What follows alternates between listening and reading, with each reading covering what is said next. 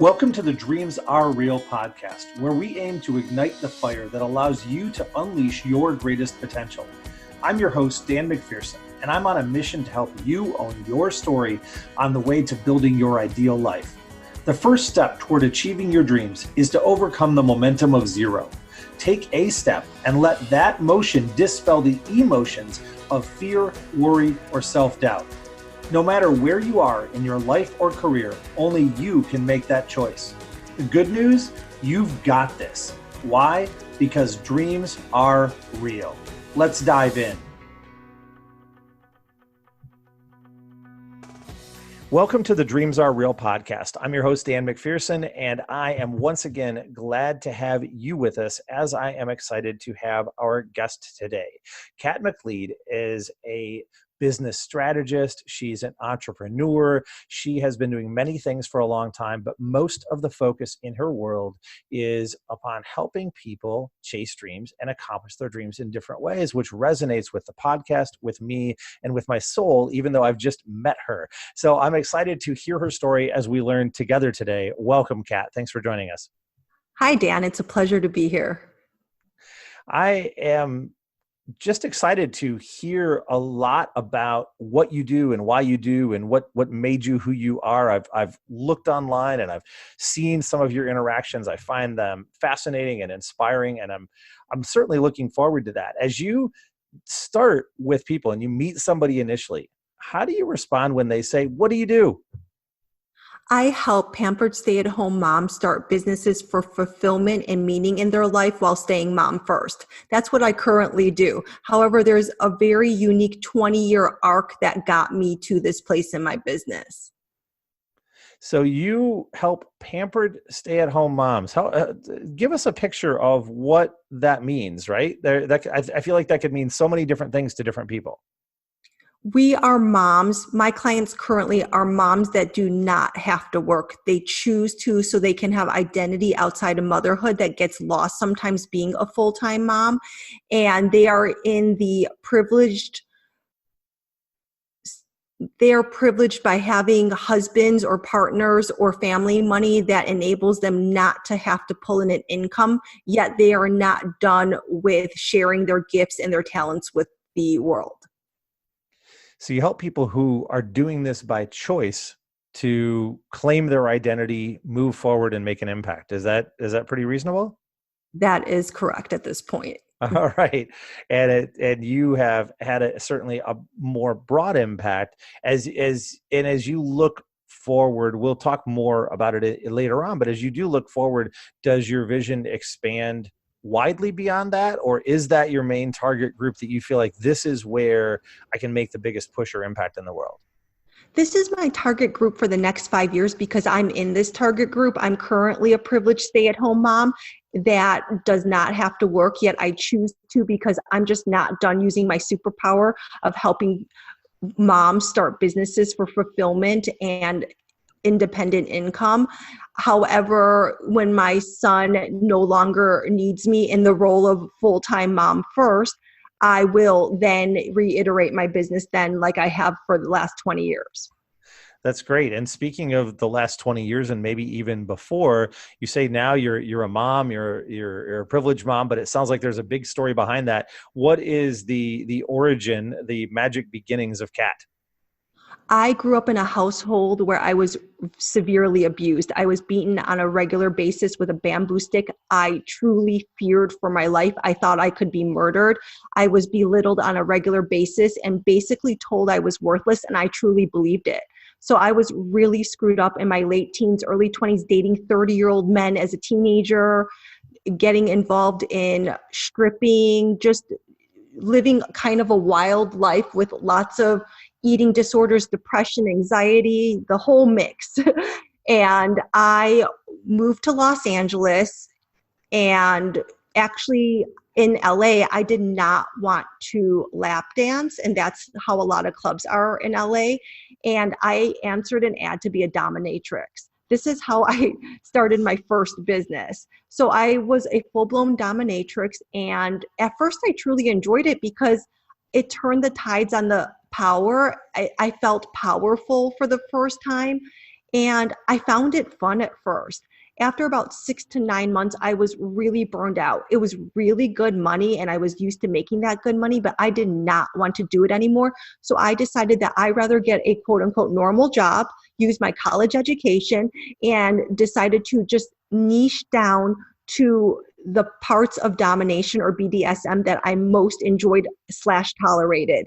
And instead of having to get a quote unquote normal job, my business exploded and I ran a multi six-figure business at the age of 22, and I ran that business for the next 5 years.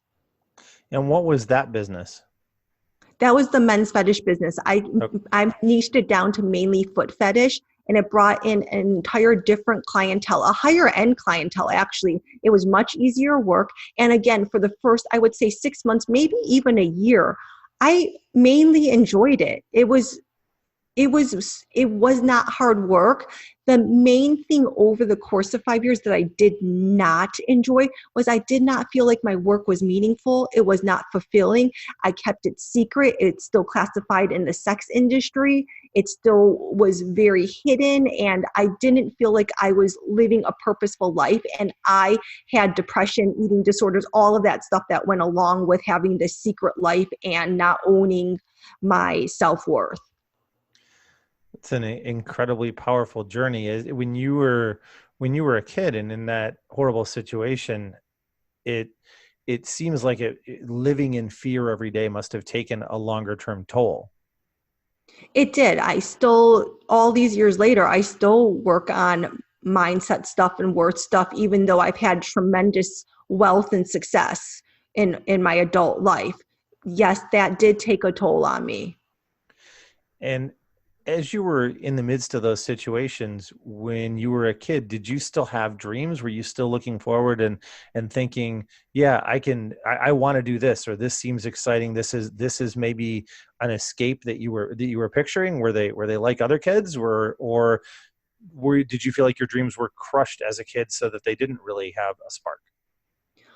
I still had major dreams of moving to Los Angeles and becoming a marine biologist. I always wanted to move to the ocean, the coast.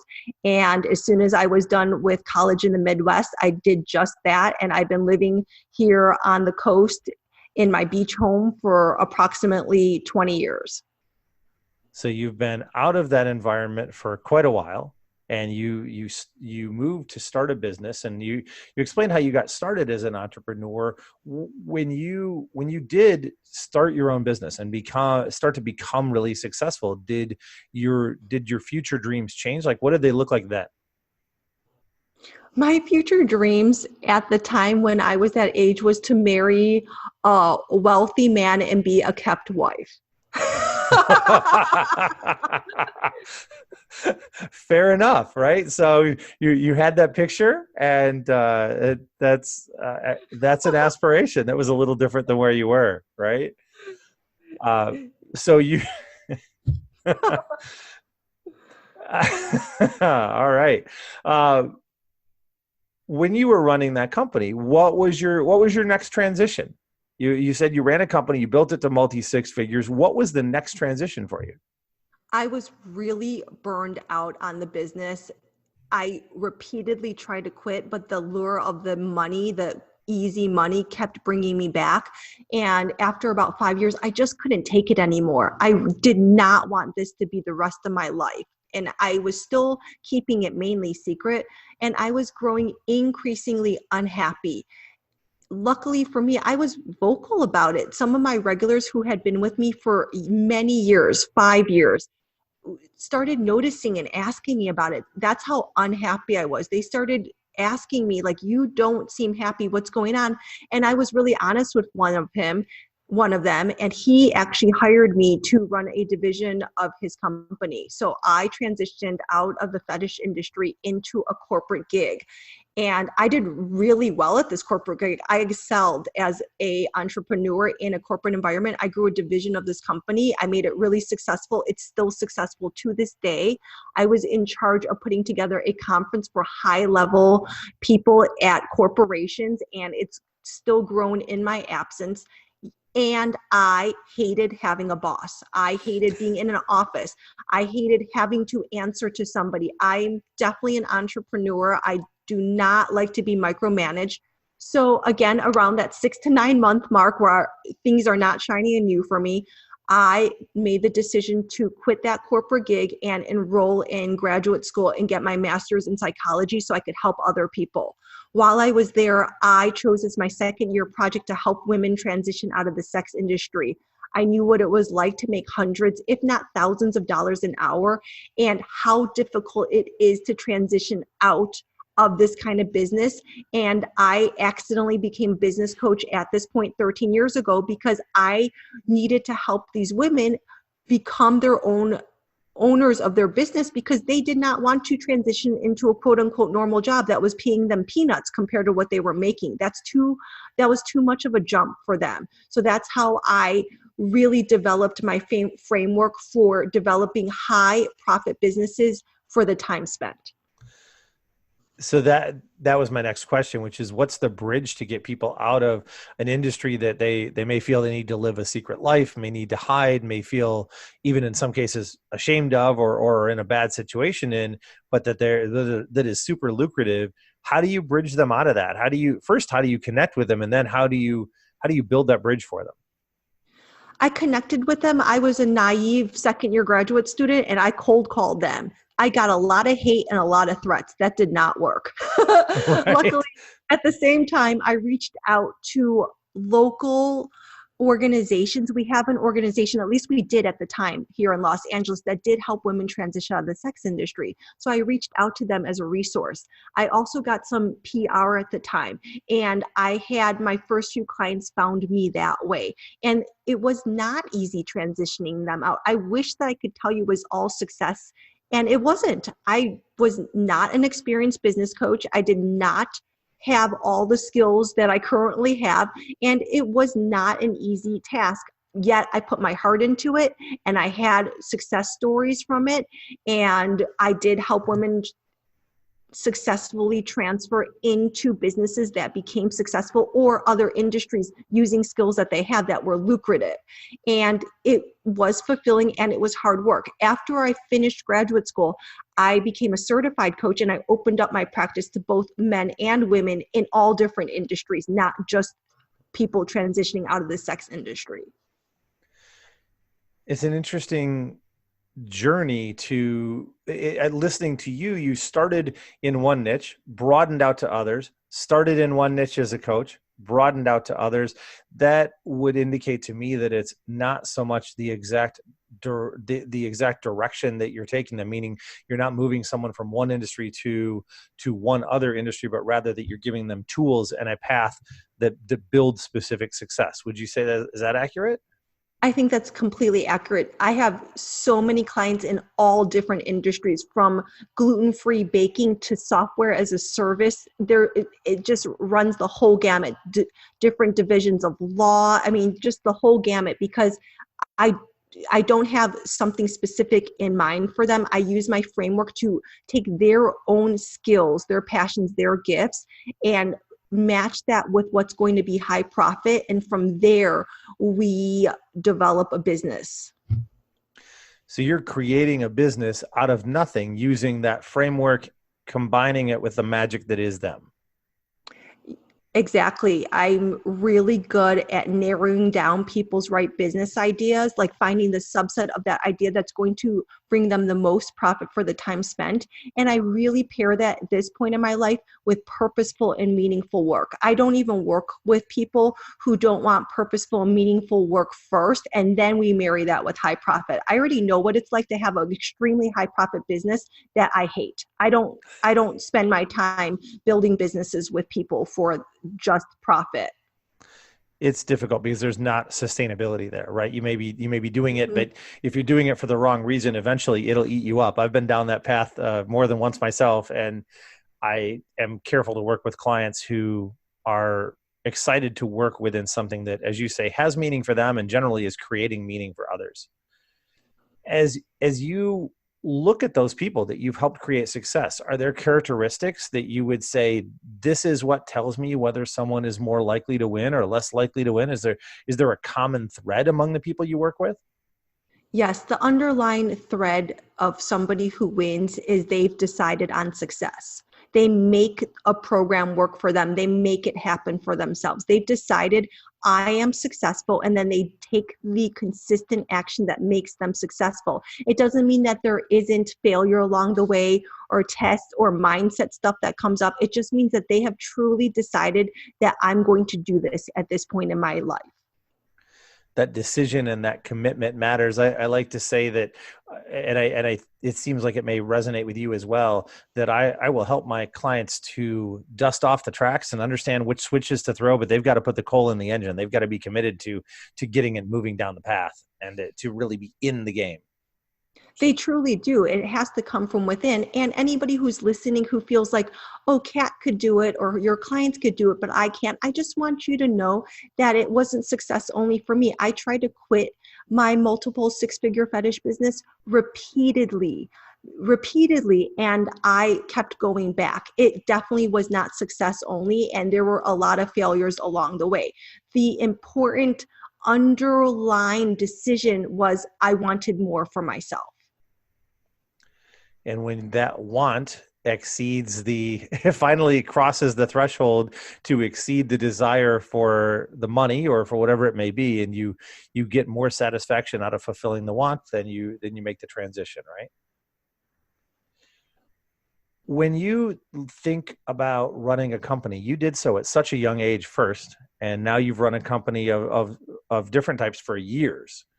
Is it different than you thought it would be? When you looked forward and said, hey, I'll run a company, I'd run a company, you'd be like this. Is it different than you thought it would be? I was so naive when I started that successful business 20 years ago. I did not think about it. However, looking backwards, I was always an entrepreneur. I bought blow pops from the grocery store for 10 cents and was known in my high school for selling them for a quarter. I had those blow pops in my backpack all the time. And I went door to door selling iced tea and would sell my best friend's candy bars that her mom bought for about 40 cents. And I would sell them for a quarter. I would take them from her house and sell them in the neighborhood for a quarter. Yeah, they were free to me. You know, I was a kid. You were all about the profit margin. Whatever your cost was, I'm getting a little more. What I'm saying is I just believe that I was born to be an entrepreneur, and that's not to diminish anybody's hopes who has not felt that they were born that way. We just all have different paths. And because I was so controlled as a child, I don't think that I personally do well with feeling like I have outside control over me. Independence is a crucial piece of your world, it seems. It's what you're breeding into others, and I see the flash in your eyes every time you speak about that independence. That's the fire of standing there, right? As you look back, what is the defining moment? And it feels like even you've described several that could be, but what's a defining moment for you as an entrepreneur? I love creating my own life. I love making money on my terms. I love being able to help others build businesses that they feel really amazing about, and for all of us to stay mom first. That's really important to me at this point in my life. My son's 6 and I'm absolutely mom first.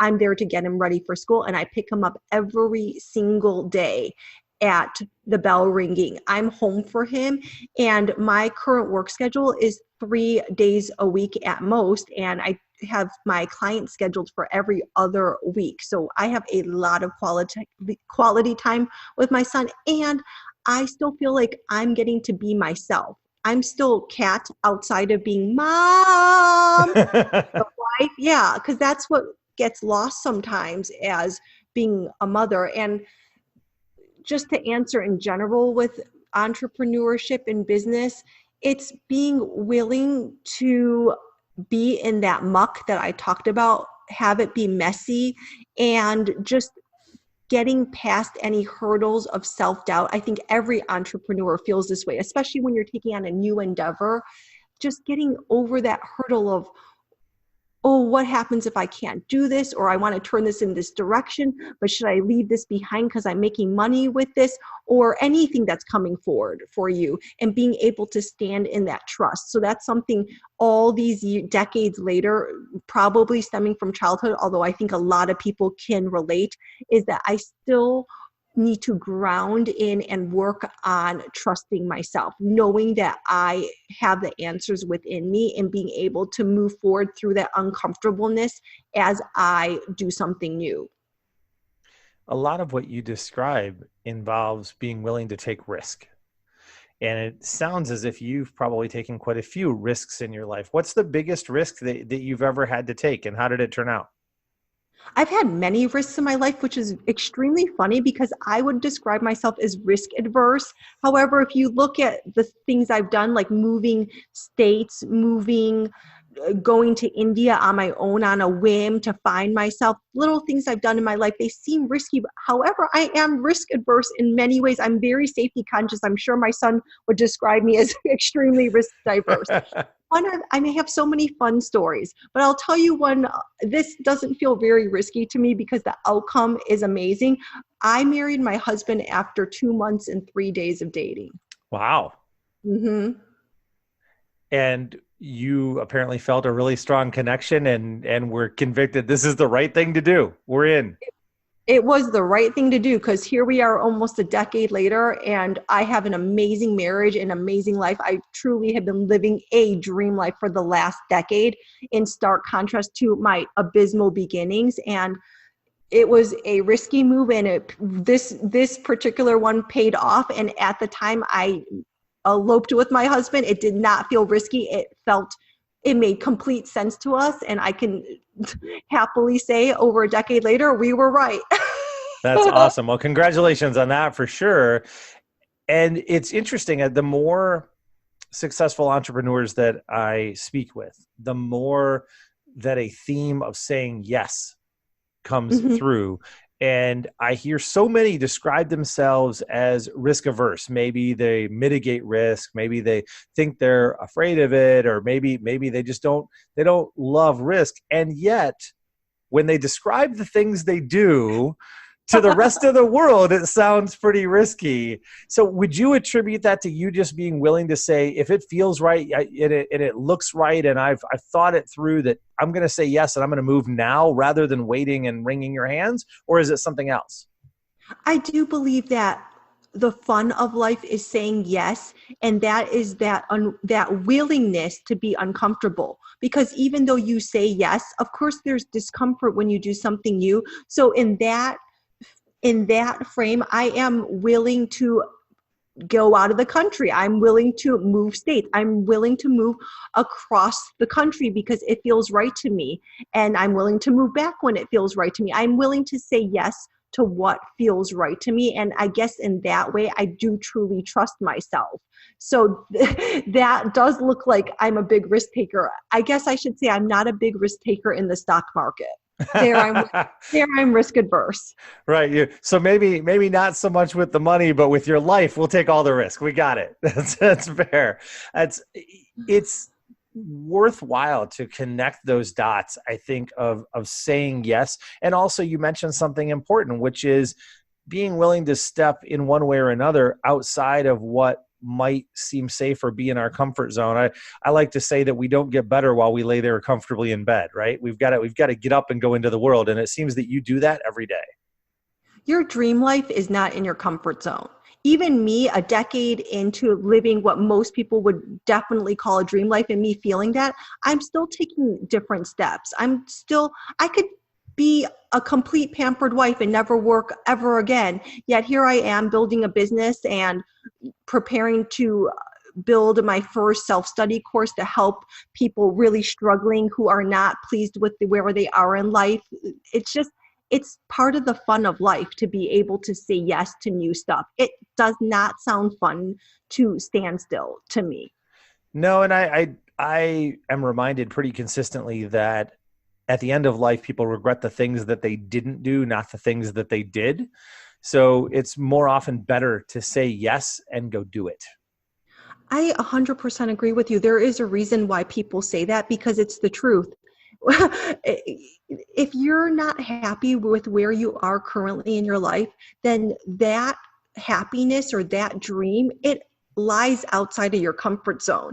And that comfort zone, it's not there to be bad. It's there because your lizard brain, like that brain that we've had for so long, it's there to design to keep you safe. Yet it's a strange choice to make to stay safe in a situation that you do not like and love versus taking that uncomfortable risk or those steps, those calculated, it can be really calculated into your dream life and move towards that. You can add that in slowly. That's what I did. These sounds like sudden decisions, and in some ways they were after they got to a certain point, yet they came through repeated steps of me adding in what I wanted into my life or slowly making the decision that no, I want more than this. And even when I met my husband and we married so quickly, I had my complete intention on marrying my ideal husband and allowed everyone to know that. I told everyone, I did not hide it. I told it to my husband, like on our second date, that I was ready to settle down. And I just let that intention be known, something that most women would be scared to admit. I full on was vocal about it. I relate to that more than most of the audience would know, as on our second date, I told my wife that I was going to marry her. So, Oh, so I am right there with you. And that was what, almost 25 years ago now. So it's been quite a yes. while. And I will say the look of fear on her face when I said that was probably worth capturing, but it's didn't have a smartphone ready for that at that time. But you knew and you said yes to it and you weren't afraid to say it to her. And my son has been an amazing result of that, and he's my life's joy. So I share the joy of parenthood in that as well. As we think about people who are maybe considering being entrepreneurs, or they're newer entrepreneurs, or maybe they're just looking to improve, I like to think about the lessons that we've learned. And man, I've learned so many along the way. What would you claim as maybe the biggest lesson that you've learned as an entrepreneur? The biggest lesson is to not build a business that you are not proud of. If it does not feel purposeful, if it does not feel meaningful, this is not a sustainable business that you are going to want to do in the long run, then don't build it that way. And another big lesson on the opposite polar end of that is to not get so stuck on needing something to look a certain way before you just take action and do it, because it will be messy at the beginning. And the most important thing is that you just take that consistent action to move forward. And by this, I mean, one of my superpowers is nailing people's right business idea. However, a lot of my clients come to me after months, if not years, being stuck on this right business idea, and then they don't take any action, or if they do, it's very feeble action. Don't use that as an excuse to not move forward. You can decide, you can learn how to do business, and then I'm proof of it. I've owned several successful businesses, and once you understand how business works, you can pivot that later on. So if you're going to build a business, why not make it meaningful and purposeful? On the flip end, if this has kept you completely stuck because you can't think of your perfect idea and you have used this as an excuse for many months, if not years, then it's time to pick something and move forward with it and learn with it and be willing to fail with it. I agree completely with that. There's an entire training process that I work through with people on making more efficient decisions to double their productivity. And a lot of it is a process of how to evaluate risk and take action. One of the things that we share during that training is that once you have made a decision, you should run forward as if you're going to be the cartoon character putting a person-sized shape in the wall. It's don't go part way. If you're ready, like launch into what you're going to do, and your chances of success increase exponentially. Plus, you get the funny image of a person-shaped hole in a wall. I mean, speaking on that, almost any system can work for you if you work it. That's the bottom line. If you can make it work for you. That's and almost any system will fail if you don't work it. Exactly. Well, it's almost guaranteed to fail if you don't work it. Well, it's one of the consistent messages from those that I've been interviewing for this podcast has been that it's been that entrepreneurial paths are not flip of a switch, like winning a lottery. Not that you might not get incredibly fortunate at some point, but the vast majority require real work and real resilience and putting in effort and focus to get where you want to go. And that doesn't have to mean millions of hours, but it does have to mean doing the work. Dan, I'm glad you brought that up. I actually did a training on this yesterday because I think a big fallacy right now is all these people believing that they can make multiple 6-7 figures in 10 months, the stories that they keep reading about, and it's actually impeding them. And this does happen. There are unicorns out there that do this, but we don't know their history beforehand. They could have had, this could be their 5th business, or that behind the scenes it's been 10 years and now it seems like they've exploded out of nowhere. And I've had people come to me thinking that they're failing or they can't do this because they've been trying for 2 years and it hasn't clicked. So I bring up the hockey sticks, that it takes a lot of consistent action and a lot of consistent effort. And then you can sometimes see results as long as you follow the right system and you put in the energy. Now, there are exceptions. Like I did just disclose that I accidentally started a multiple 6-figure business at the age of 22. So I do see both ends, but chasing that kind of success and expecting it to happen like with a snap of a finger is not actually a great way to unfold a business. And I also did disclose that business, I did not like it. I pretty much hated that business. Yeah, it's more like prepare for the worst and hope for the best a little bit, right? Like if it turns out that you get lucky and it turns into a multiple 6-figure business right away, then great. Then great. The fairy dust was sprinkled. But other than that, be prepared to do the work. I like the story of the 20-year overnight success. I've been asked this year, Dan, wow, it seems like you're so lucky and it's just amazing that things have really come together for you so fast. And I want to look at them and say, fast, that's an interesting definition. How many years is fast, right? And most people are like Dan. It's behind the scenes, it's probably a minimum of 3 to 4, 5, 10, in Dan's case, 20 years for overnight success. Right. That is a much more common path. That doesn't mean that there can't be real success there, but for these what appear to be exponential successes, it takes time unless, as you mentioned, it's the unicorn. And the danger, I agree that the stories of that can be inspiring, but they can also be impeding. And a lot of that is because there's a survivorship bias. One unicorn for every 10,000 businesses that starts makes everybody believe that it's 1 out of 1 or 1 out of 3 and makes them feel like their odds are super high of being the unicorn. Your odds are very high of being successful to a degree if you do the work and follow the system and consistently show up. Your odds of being the unicorn are different. If you use the unicorn for inspiration for the long run, that's great. If you use the unicorn to say, I've been in this business for a year or two, I'm not cut out for it, I'm not good enough, then that's an opposite thing. Then it's definitely not serving you. I agree completely. I talk about it, the difference between impatience and eagerness. Impatience is about entitlement and urgency, and I deserve it, and it should be happening right now, right now, right now. Whereas eagerness is, how do I improve? How do I get better? How do I take the steps forward to move forward? And in both cases, we'd like it to occur, but the motivation and therefore the result and what we put into the world for the law of attraction is very different between the two. I love the way you phrase that. I haven't heard it that way. I kind of use the words pushy and grabby. I encourage my clients not to be all pushy and grabby for that energy because it actually repels potential clients from them. And I do understand that place of eagerness. I'm definitely type A, definitely more of a go-getter, have to rein in my impatience. I love the way that you describe that, impatience versus eager.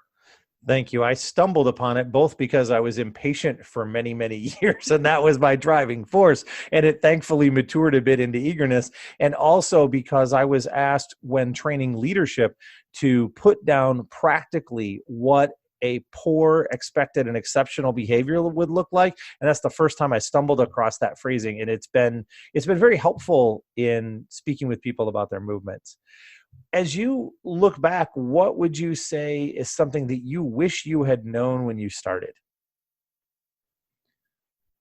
As far as entrepreneurship is concerned, Sure. Either way. Actually, the question that came up is, I wish I would have put in more of those hundreds of thousands of dollars into real estate in LA, because you would be even more set. Oh my gosh. right. Yeah. That is the first thing that came forward from being young and not knowing better. I luckily did buy real estate, so at least I did that. You But got I would some, right? multiple units if I knew that 20 years later all of those units would have quadrupled in the 2 decades. But as far as yeah. I love that. And real there's plenty of investment in real estate, but not too many markets where it quadruples and you get such an amazing return. LA and California is incredible in that way. Yes, it is. So that would be something I would tell my younger self. But as far as entrepreneurship is, I mean, that can go along with it. When you get success as an entrepreneur, diversify your money. Make sure that you set some of that money off to the side and diversify it and invest in things. Invest in your wealth. Think longer term with at least a portion of what you do. I see so many entrepreneurs that start to find success, and the struggle has been so long that they either just pour 100% of it back into the business, or they go out and blow it all because they're so excited to have money for the first time. Heck, I was a great example of that. I grew up super poor in many ways, and when I first started making money, I was like, pay the bills? No, I'm going out. This is great. And that was maybe not the best choice of my life. I paid the consequence of that for 15 or 20 years afterward. So taking a part of that and enjoying the success, but doing it in a defined way so that you can then set aside for a longer term vision and diversification and investment. That's a great message. As you think about a new entrepreneur or people who've truly been successful as entrepreneurs, what's the most important characteristic that you think will say if you're going to be successful as an entrepreneur, you have to have this? I'm a go-getter, so I believe it's that go-getting spirit and being the willingness to say yes. It goes back to what we were talking about, that willingness to say yes, that willingness to do something new, think outside of the box, to not be locked into standing still out of fear. I think that's a great message. And if you can't take a step forward and you can't do it by being internally driven in some way, then it will be very difficult, especially when you recognize that the beginning is the most exciting. So when you hit those hard days, if you don't have that go-getter, I like the description of that. If you don't have that mindset, then it'll be certainly tough to push through. Are there resources that you would point people towards, or that you would say, this has made it easier to chase my dreams, whether it be books or people that you follow or tools that you have used that you found very helpful that might be useful for other entrepreneurs? When I was first starting out, and I'm going to talk about when I was transitioning out of my fetish business that I did not enjoy, and then having the nerve to move forward with my life and carve out a different life for me, I read a lot of books. Now this was over 15 years ago.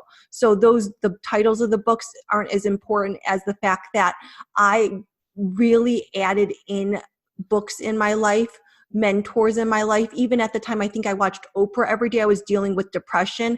I did a lot of therapy. I had outside help, and when I was dealing with something, I really went to the Barnes and Nobles, or maybe it was Borders at the time, and I bought every book on the bookshelf for real, like maybe 10 or 12 books on a subject on healing eating disorders, and solved it that way. When I made a decision, I would research it and I would execute. I would not buy those books and then not read them. I mean, I bought them and read every single chapter of those books, and then I executed, more importantly than reading and buying. Leaders are learners, leaders are readers, and leaders execute, for sure. And those are all great messages. I also appreciate your candor in being willing to talk to note that you've struggled with depression at different points and found your way through that. It's one of the topics I speak pretty frequently about, that I've struggled with depression and anxiety through a lot of my life. And I believe it's important that we're open about that as leaders, that we're not ashamed of that, but rather empowered by our passage through it, and share with others that there's a positive step that can be taken, whether it's by reading books or, as you said, reaching out to therapists or others. So that's a great message to share as well. And I appreciate you mentioning that. I did suffer from clinical depression for much of my late teens and early 20s, mostly stemming from childhood abuse. And I will happily share that I have not suffered from depression in well over a decade. Now, this took a lot of time. And like I said, I read a lot of books and I got a lot of help. I did a lot of psychotherapy and even hypnotherapy, and I was able to release that. But that was with me putting a lot of energy in very steadily for a decade or more. So like everything else you've done, you did the work. Mm-hmm. You got to show up for the work. There's no easy shortcut. No one's going to do it for you. And on the other side, it's so worth it because, like I shared, I have not suffered depression. And I've had some grief in my life. I definitely suffered grief, but it did not translate into that depression where I did not want to get out of bed ever again for well over a decade now. That's incredible. And congratulations on the recovery through that. When we talk about our dreams, what is your, actually, I guess I have three questions. I was going to say I have two. I have three. What are your dreams now as you look forward over the next 10 years? You've said what you're going to do over the next 5, but as you look forward over the next 10, 20 years, what are your dreams? What do you envision? What's the magic you're hoping to create in the world? I want to be on stage inspiring women from traumatic backgrounds like me, maybe who made poor choices, who are letting that prevent them from being able to step into a dream life, maybe suffer from abuse. It does not matter. Like whatever their choices are that have them feeling small, feeling like they don't have the right to shine, feeling less than. I want them to really, truly ingrain and believe that you can really change your life, that you created, and it does not matter what you did. It just matters what you do right now and to step into that. And I definitely want to reach more women from that energy and uplift them by showing them how I've created my dream life. And the reason that's on the 5 to 10 year horizon, and I'm not willing to do that right now from a stage, is because, again, I'm mom first. And while my son is 6 years old, I will not be flying around the country and having a speaker schedule like I see some of my colleagues doing on airplanes all the time. That is not going to happen right now. When my son is much more independent, that's when I'll start doing that kind of work. I appreciate your discipline and commitment to priorities. And I would say that's something that's important for entrepreneurs as they do seek their dreams. And as people make these choices, is to understand their priorities in the world and be committed to those. So great job to that. So many don't, and so many don't protect those boundaries that are essential to creating the longer term happiness in life. Dan, I'm glad you brought up the word discipline. I would say that I am a very disciplined person. So I think that's a huge asset as being an entrepreneur, because that's what makes you show up consistently day after day, even with the down points in all businesses. So I am extremely disciplined, maybe slightly rigid. And by slightly, I mean kind of rigid. I hear the rigidity. I gotcha. Right? You'll appreciate this phrase then. One of my favorites is structure drives behavior. I also love Jocko Willink's quote, and I say it, man, I've probably said it in 2/3 of the episodes: discipline equals freedom. You have the discipline to do the things, you create the freedom to do what you want. I will 100% back that up. I have not heard that before, but I'm living proof of that because I am disciplined and I have true freedom. Like I truly never have to work again, and I still choose to because I love it, and I'm free to be a mom first and travel the world and live an amazing life and help others do the same. You may enjoy the book Extreme Ownership. He talks a lot about discipline, Jocko does. And we can link to that in the show notes as well. There are links to most of the books that I recommend actually on our website as well. But we'll connect to that in the show notes. As you think about dreams being real, when you think dreams are real, what comes to your mind? They are. They absolutely are. I'm living a dream life. I really am. And it just means that you need to say yes to the opportunities in front of you and be vocal about what you're seeking. And when they are there, you say yes to them and you take the action. The dreams don't fall in your lap. You take the action. Now that you have gathered as much success over a period of time, so sustained success, and people look at you and say, she is an example, Kat is an example that dreams are real. How does that make you feel? I feel really proud and effing good about it because I worked hard to get here. It was not a cakewalk, and I do feel that way. I feel like it was a 20-year journey, or a minimum of 10, because it's been a really good 10 years, but we'll say a minimum of 10-year journey where it was not comfortable and I had to overcome a lot of stuff, and yet I'm still standing here and I did it. And it's on the other side, there is freedom. It feels amazing. You should be proud. It's an incredible level of success. As we begin to wrap up, we move into our Fortunate Five, the 5 questions that I ask everyone. And your business is based upon people who are fortunate, right? You have been very fortunate. You've created that fortune. I like to say that our environment exerts influence, but it's our choices that truly create change. And you've made amazing choices. What is the most exciting or adventurous thing that you've ever done? When I was in my early 20s, I, with 1 week notice, went to India for a month. I had to fly to San Francisco to get a visa the very next day for me to even get on the airplane.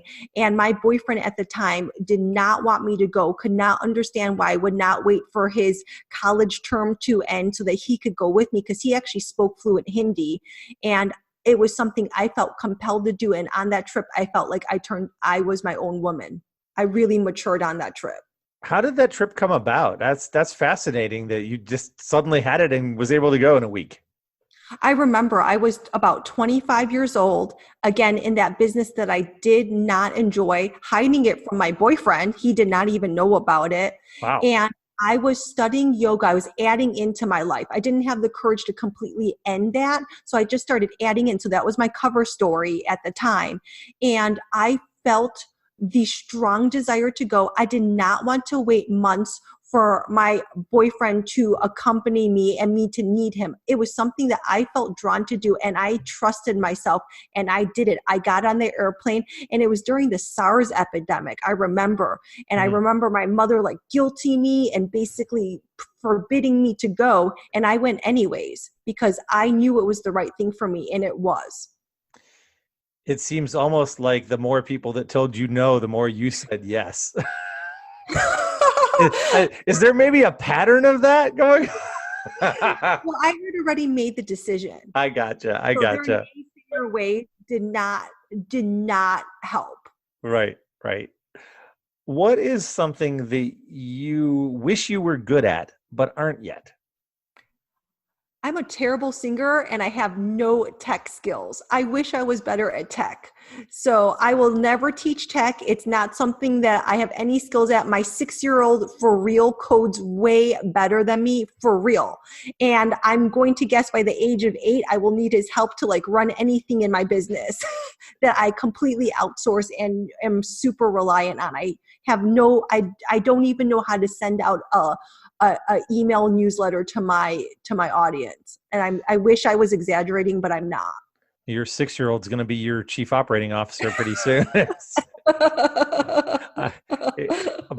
16-year-old is pretty amazing. He's taking his 3rd computer coding class. I mean, he's 16, so older, but it's a very different world from when I was in school. I have a little bit of tech knowledge, but none with coding, and here he is writing programs and writing apps that are going to be sold in the App Store and doing all of these amazing things that I would never have thought, nor do I have the skill to do. So that resonates with me for sure. I love food and I love experiences surrounding food. What is the best meal or food experience that you've ever had? at a little restaurant in Florence. We were told about it from a local and had to go find it. It was so hard to find. We actually had to go downstairs into like a cellar like building to get this meal here. And their pasta of the day was amazing. So much so that on a repeat trip to Florence when I was pregnant, actually, we went to there just to chase this restaurant down, and we had to find it off of memory. We had to do it from years ago, looking at gelato stores and piecing it together, and we were able to find this restaurant, and it really is incredible. That is my number one food memory as far as the taste of food. As far as experience, it was also in Italy, so there's a theme there, and the food was not killer. However, the whole feeling of the place was, we went into a restaurant, our hotel had recommended it, had 3 tables. We went in, the 3 tables got filled, they closed the door for the night. And then for 3 hours, we were wined and dined. Everyone had the same menu. And it was a magical experience with a fat chef, his mom. It was just one of those fun experiences that we still talk about, even though the food was not as good as that other restaurant in the cellar. Sometimes the memory is more important than the food itself. I appreciate you sharing one of each. And I love fresh made pasta. Oh, I have not been to Italy. I have been to Paris, which is where some of my favorite food has been. Italy is on the list for sure. It's on my son's list. He seems to think that's the trip. He believes that Italy and Greece should be the trip he gets for his graduation. I don't think he quite understands how high school graduation presents work or don't yet. I told him he may have some work to do to make that happen. Speaking of travel, it sounds like you've traveled quite a lot. What is still a dream travel destination for you? What's somewhere you haven't been that you'd like to go? Our next on the list is Japan. I have technically been in Japan several times at the airport. I do not think that counts. I'm the same way, and I have the same experience. So we have both never been in Japan. It's definitely on our list. And then down the line, when my son is older, I have also never been on an African safari. I have been to Africa, but not on a safari. So those are next on the list, but we do travel extensively, and my son has been traveling around the world with us since he was 3 years old. Incredible. Open eyes, open mind, open heart, and a lot of understanding of culture from those travels. Is there, I'll ask, since you've traveled so much, is there a particular favorite place that you've been that you would say this was just unbelievable? Well, as you can hear, I keep speaking about Florence. So Florence definitely has a place in my heart. I loved like all of Tuscany. I love the south of France. I guess I'm just repeating what most people say, but there's a reason why these are fabulous destination points. And in our own states, I loved going to Alaska. We did a Disney cruise to Alaska this year, and it was really beautiful seeing the glaciers that are rapidly melting and seeing bald eagles flying everywhere and wildlife and all the whales surfacing. It was incredible. You can be in our own country and see amazing things too. That's stunning. Alaska rather is definitely on my list and not one that I've been able to do yet. A cruise that I am hoping to take one day with my son, as I believe he would find it fascinating. It's definitely a go-to thing to do. Thinking in a broader perspective, looking forward at the world, what is something that you hope or believe will be maybe the most exciting invention of the next 30 years? I'm really looking forward to autonomous cars. I do not enjoy driving, and Los Angeles is known for our terrible commute, and it's absolutely true. So right now, my husband and I both have self-driving cars, but the laws don't allow the autonomous, and they're not fully self-driving yet. We both own Teslas, and I look forward to the day where I can road trip across the country and have my car drive me from destination to destination at nighttime. Now, of course, there's bigger things to cure, like, our health and everything, but that's the first thing that came to mind because that is technology that I look into and I enjoy following. I live in Michigan where many cars are made, so I hear a lot about self-driving cars. I have several friends who are working on autonomous cars, and it is a technology that is fascinating. The ethical debates that surround them, in addition to the technological debates, are incredible, but the opportunity to change the level of productivity, engagement, safety, all of those things, the ripple effects throughout the world would be pretty phenomenal with that. So it's a great call out. I'm really glad to have gotten to learn a bit of your story. And as we wrap up, is there a certain message or thought that you'd like to leave with our audience? You create your life. It's so generic, but it's absolutely true. The life that you have right now, you've created it. You might give me some hate for it if you don't like it, and you might totally say, yes, that's absolutely true if you do like it, but you have control over that. So if it is not where you're like, yes, I did create it. You're right, Kat. I absolutely made this happen. Then it's time for you to take those small steps to moving towards where you do want to go. And you truly can make this happen. Beautiful. If our audience is looking to find you on the internet, where can they? And what are you working on right now that they should be looking for that you're sharing with the world? You can find me at sahmentrepreneur.com. That's short for Stay at Home Mom Entrepreneur. Again, that's sahmentrepreneur.com. There I have a free training with the 4 key steps to starting a fulfilling high profit business. That's my gift to everyone. If you want to connect further with me, my Facebook group is open for pampered stay at home moms, so not for everyone there. And there's my work with me page with more ways to get in contact with me. And what I'm working on now is I'm doing group programs to help more moms start businesses that allow them to be moms first, because that's really important in my world, but yet feel fulfilled, meaningful, share their gifts with others. And again, my 5-year plan is to help more and more women specifically own their past, take back power, and really unfold lives that they feel really good about and feel really comfortable and joyful in. If anyone's an example of someone who should inspire others to own their path, coming from an abusive childhood, working in and around the sex trade, helping people out of the sex trade, starting multiple 6-figure businesses, coaching and building dreams in an incredible and powerful way, it is absolutely you. I'm thankful to have had you here. Thanks so much for joining me. It's been such a pleasure talking to you, Dan. You're great fun. Thank you for joining us on the Dreams Are Real podcast. If anything we've said has inspired you to dream bigger, live more boldly, or move closer to your ideal life, please reach out and let us know. And also be sure to share this episode with a friend. We would be honored if you would like, subscribe, or leave a review for our show on your favorite podcasting platform. And for more discussion of this episode and all things related to the Dreams Are Real podcast, and to receive your free download of Dan's Defining Your North Star training, please join our Dreams Are Real community on Facebook. Until next time, be amazing and keep crushing it.